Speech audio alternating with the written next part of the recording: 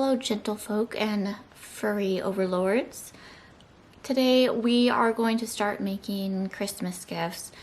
I have been giving handmade Christmas gifts for a number of years, starting back when I didn't have a budget for giving gifts and just kind of continuing on. Now I'll finish my tea and then we'll go make some soap.